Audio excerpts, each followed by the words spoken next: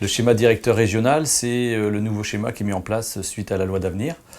Donc la différence avec ce qu'il y avait avant, c'est qu'avant on marchait que le département et là il y a une harmonisation au niveau régional des Pays de la Loire.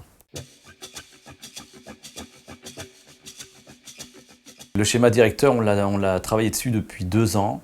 Les 5 départements ensemble. Les départements avaient des habitudes de travail différentes. Il y en a qui travaillaient qu'avec les unités de main-d'œuvre. Nous, on avait une partie économique très importante qui était rentrée dedans avec les équivalences.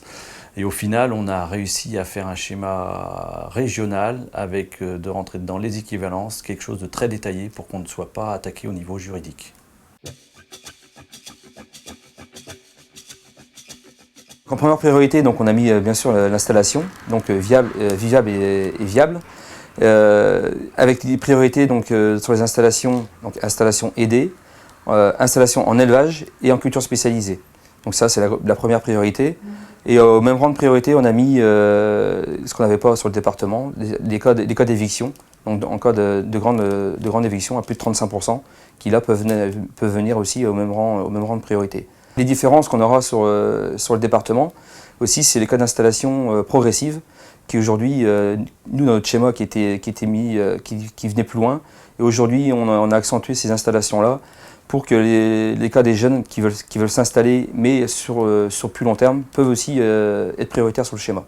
Les différences qu'on aura avec notre schéma départemental, c'est aussi la prise en compte du salariat, qui aujourd'hui n'était pas pris en compte dans notre schéma. Donc ce seront les salariés qui sont embauchés depuis plus de 2 ans en CDI, donc qui seront comptés à 0,5 d'équivalence.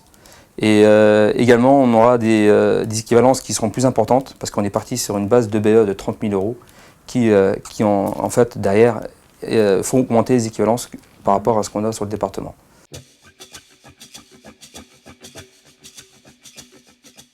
Les échéances du schéma, donc là, il y a consultation des 5 départements, des 5 préfets des départements. Après, ça remontera à la région pour le 15 novembre et une mise en application du nouveau schéma au mois de février 2016. Donc sachant que la mise en application du schéma régional se fera au niveau du département dans chaque CDO. C'est un schéma que je pense qui est assez abouti, qui répond à toutes les spécificités de chaque département. Et l'enjeu primordial de ce schéma, c'est de garder les hommes dans les exploitations.